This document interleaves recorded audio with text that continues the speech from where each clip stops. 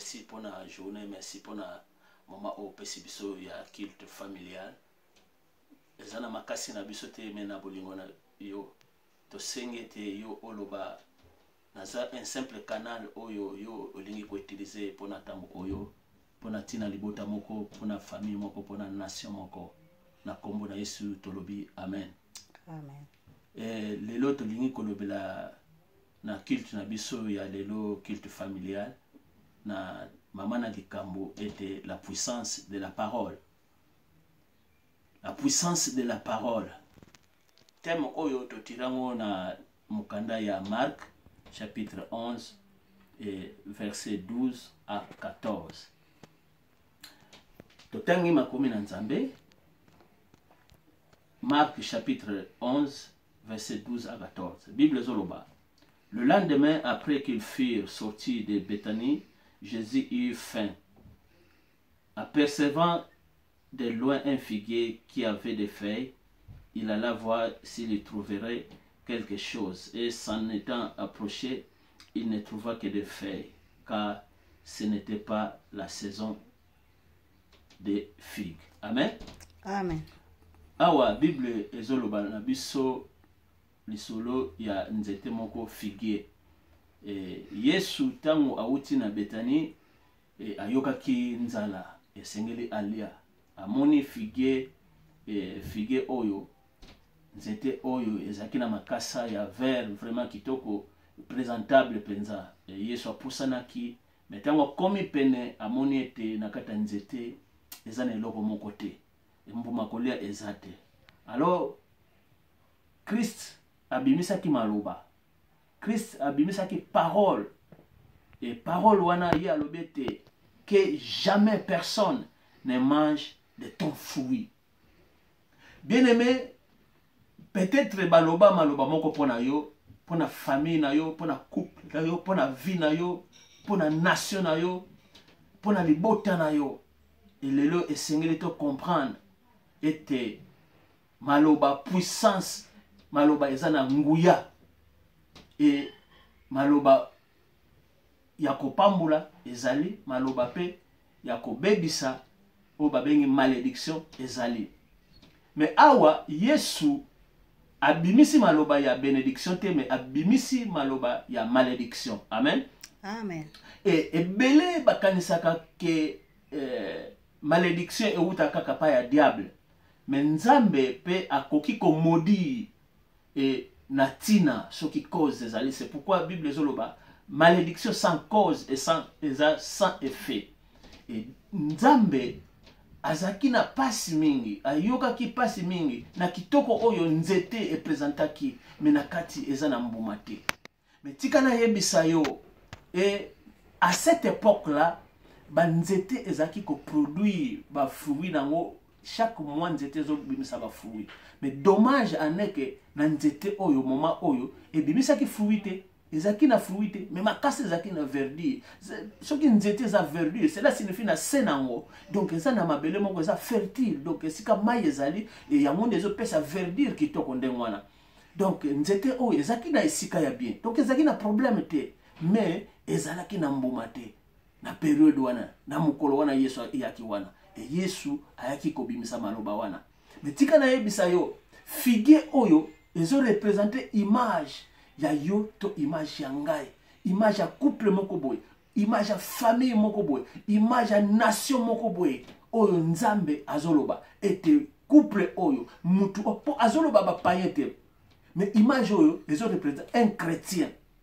Un chrétien oyo ayamba Yesu lokola mokonzi pe mobikisi. Et mutu oyo libanda bamonaka vraiment aza un bon chrétien, mais na kati na ndaku eza na makambo mosusu.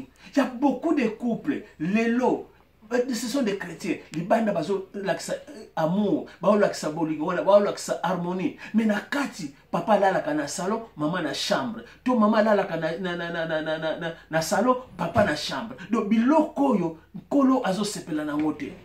Et na vie ezana ebele lelo to souffrir parce que ezana bato moko baloba pona yo. Bien aimé yo mutozo la nanga na tango oyo tika na yebisa yo. Jeune garçon, jeune fille, ondima engagement moko quelconque, oprometa mutu moko quelconque, mais lelo o réalisa yango te. Okoloba soit ya conjoncture, yango na tika na nzela wana. Mais maloba wana oloba, lelo ezolanda yo.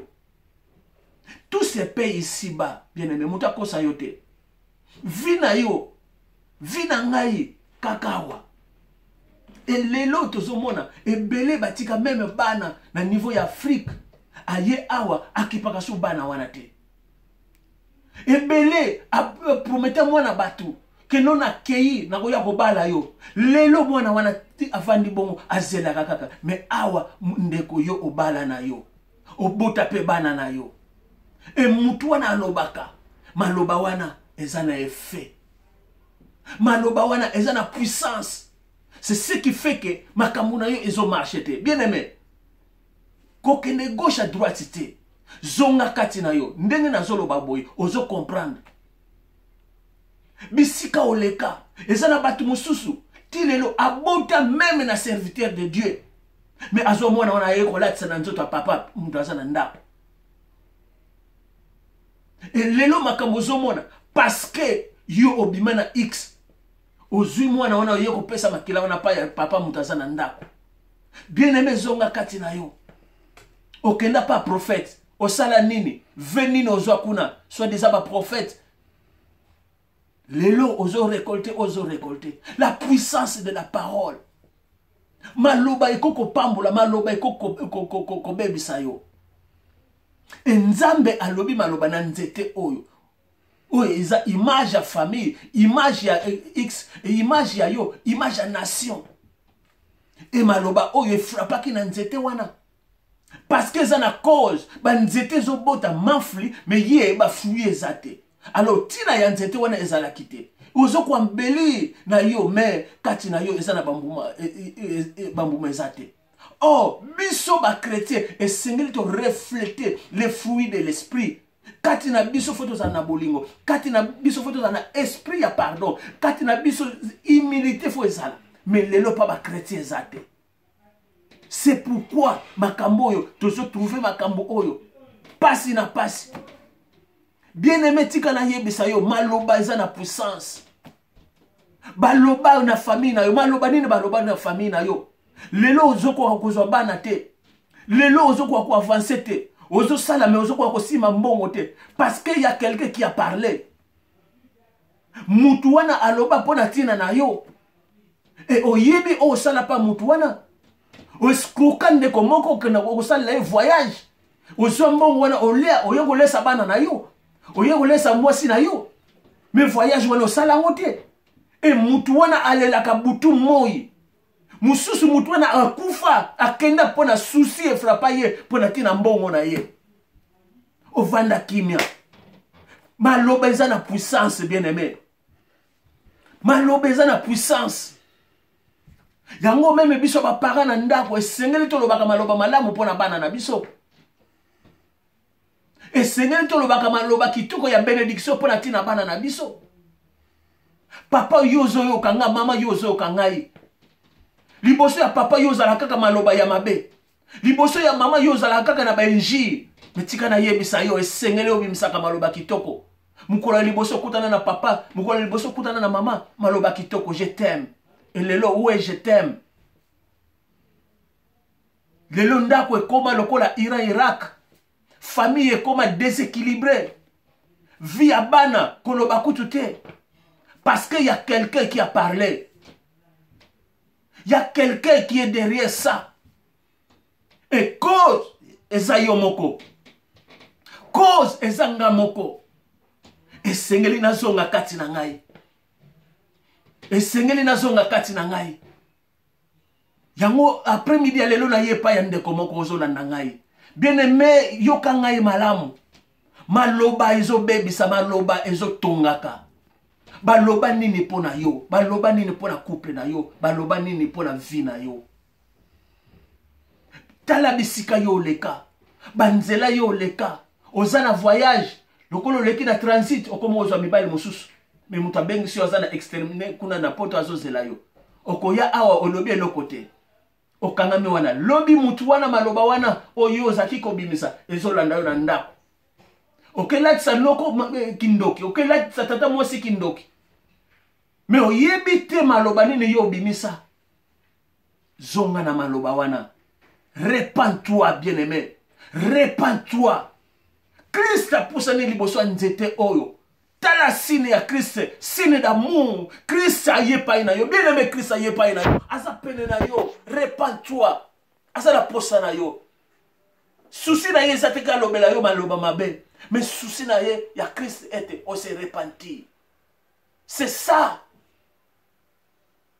esengeli comprendre apusani mais atali na nzete loko eza te bien-aimé ebele tozosala hypocrisie kati na église okendaka église oteyaka olobaka nane baprophétie mais kati na yo eza na bambuma te bien-aimé lelo esengeli comprendre bien-aimé esengeli ososola ete makambo oyo ozovivre parce que oleka quelque part parce que eza na moto aloba parce que oloba yo moko mpe okoloba me maloba wana ezongeli yo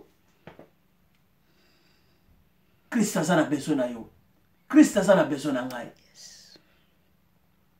apusani mukolo Christ akoya akokuta yo wapi akokuta yo wapi parce que mukolo wana ngai na yebi yango te yo yebi yango te me yeba ete akozonga ekoya na ye eza pene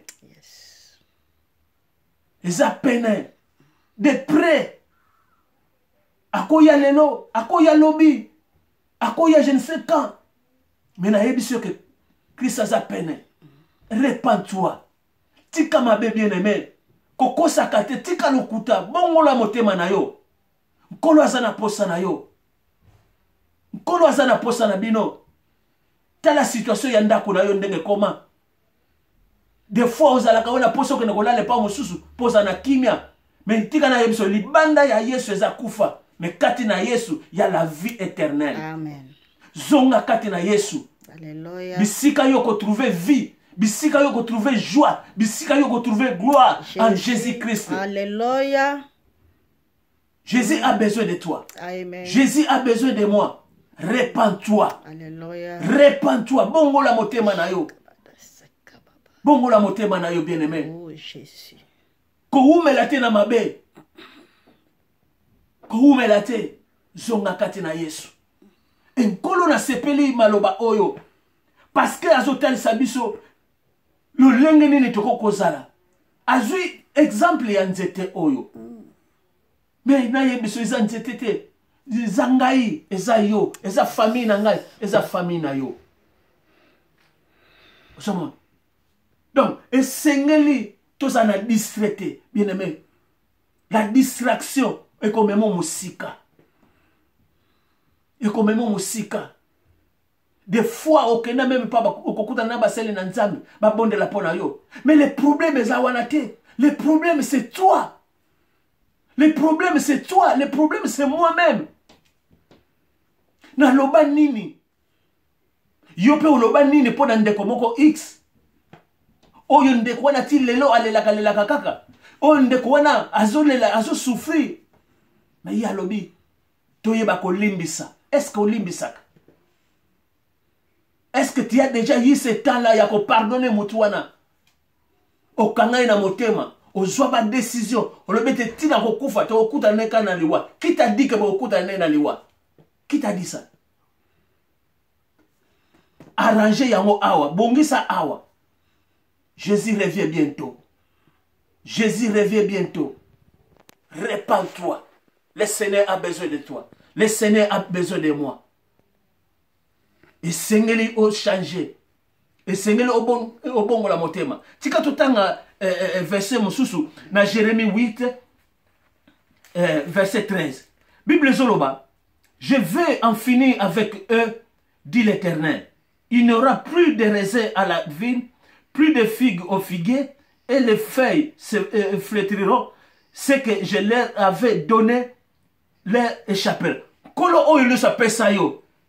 Parce que na kati namba mumezate ako récupérer yango. C'est pourquoi il dit, il veut s'en finir de toi. Il veut s'en finir de cette famille. Il veut s'en finir de ce couple. Bozo qui ça y est soni. Tozo qui ça nzambe wana soni. Il veut s'en finir de toi. Et oyo appelle ça yo. Nous a donné parce que Bible zoloba dans Jérémie kaka alobi ba projet ya nzambe. Ya bonheur pour nabiso mais ya malheur te. Yo soko comment kolela. C'est à cause de toi-même. Bisika yo leka. C'est pourquoi na lingi ko interpeller ndeko moko. C'est pourquoi na lingi ko yebisa couple moko. C'est pourquoi na lingi ko yebisa famille moko. Et senge le dialogue ezala. Bozonga kati na bino. Bozonga kati na bino. Bomitala. Bisika bobebisa ki bobongisa. Alléluia. Bo se poser ba question soki Yesu aye lelo akokuta biso wapi. Alléluia. Soki Yesu azongi lelo wapi bambuma toko présenter ye. Oh Jésus. Toso sala hypocrisie. Oh mon Dieu. Toso sala hypocrisie. Ozo laksake oza malamu. Ozo laksake oza mwana na nzambe. Mais si koma musika mais Yesu azongi aye. Kola sana posa ya kosenga yo mbuma pote alia. Alléluia. Mbuma nini yo kopesa ye. Alléluia. Fui nini yo kopesa ye. Oko présenter makasa. Na nzete oyo kola zaki na posa makasa te. Parce que zaki na nzala. Et nzala, bien aimé, et sengeli mwana na nzambe, a médita ka maloba na nzambe. Alléluia. Et sengeli mwana na nzambe, azala na parole, maloba na nzambe. Lelo tokoma na maloba ya kofinga, tokoma na maloba ya kotonga, tokoma na maloba ya kochola. Mais nzambe azana posa ete to apporter ba fruit ya malamu. Soko kena Galate 5, oko kene kokuta ngo. Les fruits de l'esprit, verset 20.